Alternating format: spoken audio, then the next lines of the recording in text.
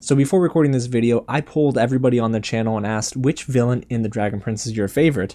Let's see the results. Viren, 5%. Oh my gosh. Aaravos, 78%. Okay.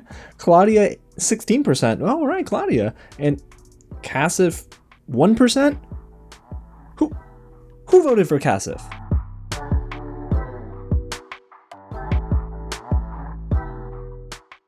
What's going on, everyone? James here with another real ranking, and today we're actually going to talk about my favorite villains in the Dragon Prince. I got 8 choices here, and we're going to go from 8 to 1. I cannot wait. Any day we talk about the Dragon Prince is a good day, but lately we've been getting a lot of news surrounding Season 4. We just reacted to the teaser trailer and broke it down on the channel, and I'm going to go ahead and throw up a predictions video this week on what we could expect from the Dragon Prince's panel at New York City Comic-Con.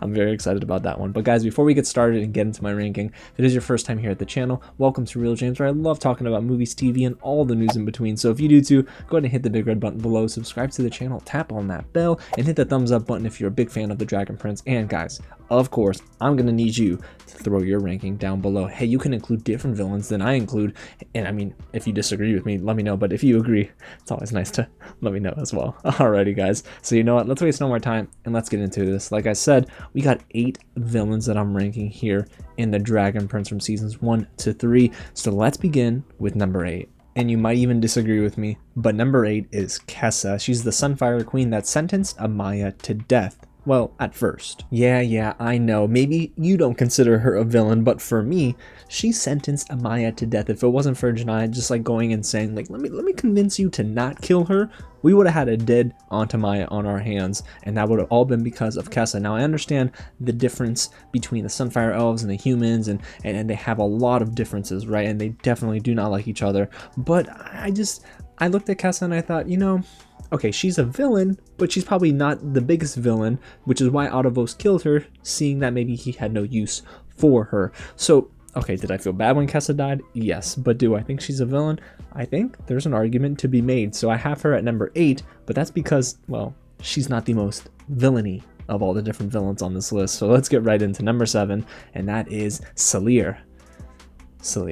Now, if you don't remember, he's a former member of Catullus' High Council who became Viren's ally after dropping his support for our favorite, King Ezran. And he also stood by Cassif. I mean, what a punk. The reason he's on this list, honestly, is because he's a punk, but he also did have some power play moves, which is why I have him at number 7. So not the top of the top in terms of the villains in the Dragon Prince, but he is just a punk. He's like that pest, you know, like that mosquito you thought you killed, but it comes back around again and bites you.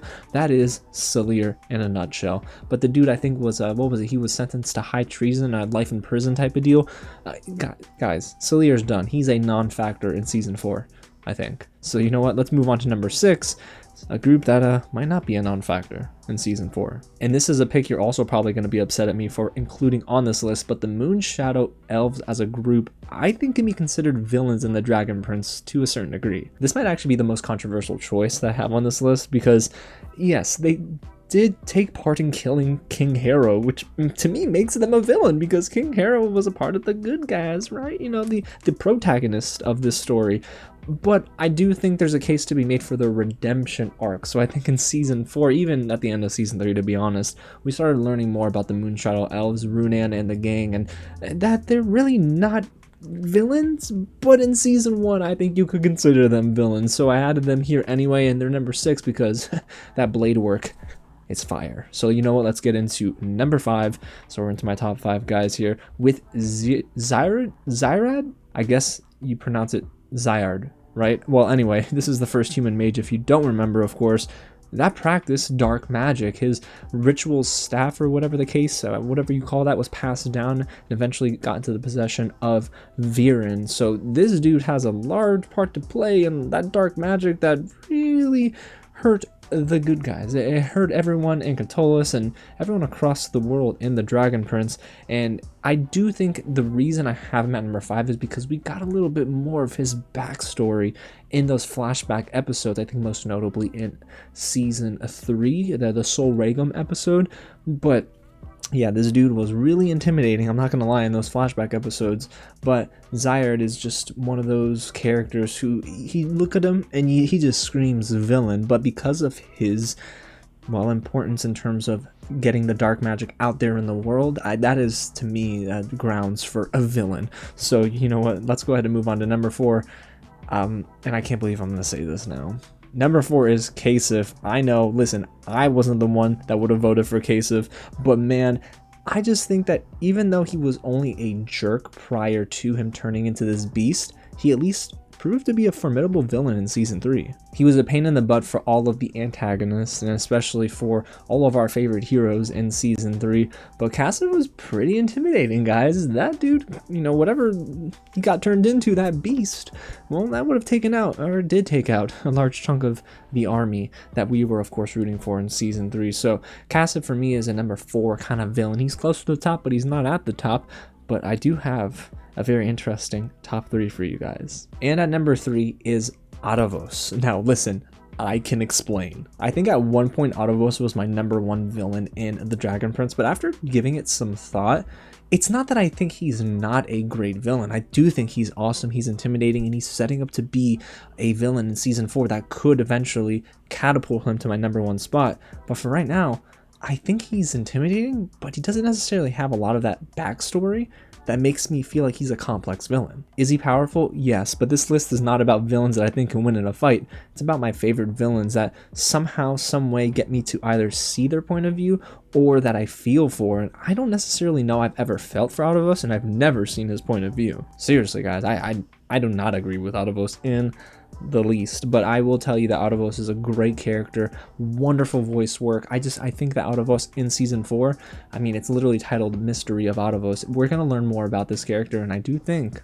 that we will see him sort of just like rise up in terms of like favorite character lists. I know he'll probably go up mine, but yeah, Aaravos is a number 3 villain for me. So that leaves us with, well, Viren and Claudia. So who's number 2? And for me, my number 2 is Claudia, a character that I actually really liked in season 1 until I figured out that she was pretty evil. Not saying that you can't like characters that are evil, but I'm like rooting really hard for Rayla and Callum, and Claudia was like a thorn in their side. But Claudia is an interesting character for me, right? Because at times I'm like, I understand why she's siding with her dad. And then at other times I'm like, what are you doing? Go with your brother Soren. Why are you not going against the person that is truly using you? I mean, to be honest, Viren was using Claudia.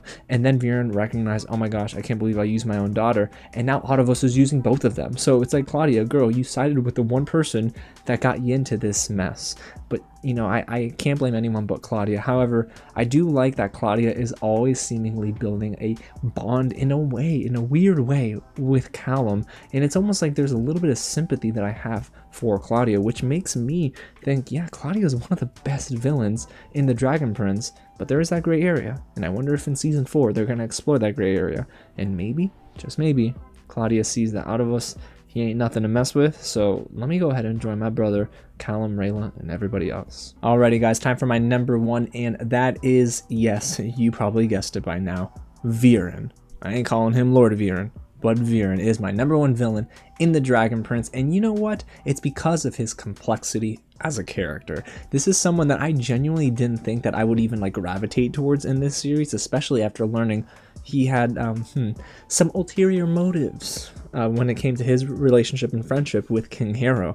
But this is the most complex villain in the series.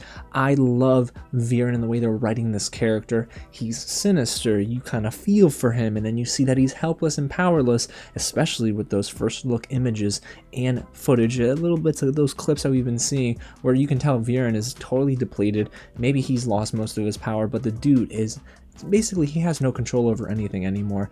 But I like the parallels they're also drawing with Viren in the mirror and with Callum in the mirror. So there are so many different storylines that kind of branch outward because of Viren that makes me, yes, put him at the number 1. He's the top spot. One of my favorite villains in animation, but also one of my favorite villains, if not my favorite, right now and to the end of this series in The Dragon Prince. So there you have it, guys. That's my ranking of villains in The Dragon Prince. In case you skipped to the end, which I hope you didn't, but if you did, let's go ahead and recap. Number 8 is Kessa. Number 7 is Salir. Number 6, I have the Moonshadow Elf Assassins, and please put those pitchforks down. Number 5 is Zyard. Number 4 is Cassif. Number 3 is Aaravos. Number 2, Claudia. And number 1, Viren. But you know what? I'm really curious to hear your ranking. Let me know your list down below from best to worst, from worst to best. Let's have a conversation about it, guys, because I'm really curious to see which villain in the Dragon Prince is your favorite, and if that person who voted Cassif comes into the comments, we'll have a conversation about it. And yo, if you haven't already, go ahead and hit the big red button, subscribe to the channel, tap on the bell, and hit the thumbs up button if you enjoy this content and want to see more Dragon Prince content just like this. Guys, I'm so excited for season 4. Cannot wait to drop my review, my reactions, and everything else in between. It's going to be a fun time come November, but also leading up to it, we're talking New York City Comic-Con and all the different details that are coming out from that panel, so stay tuned. Alrighty, y'all, again, thanks so much for watching, and I'll catch you at the next screening. And somewhere, Runan is very disappointed in me. Yeah.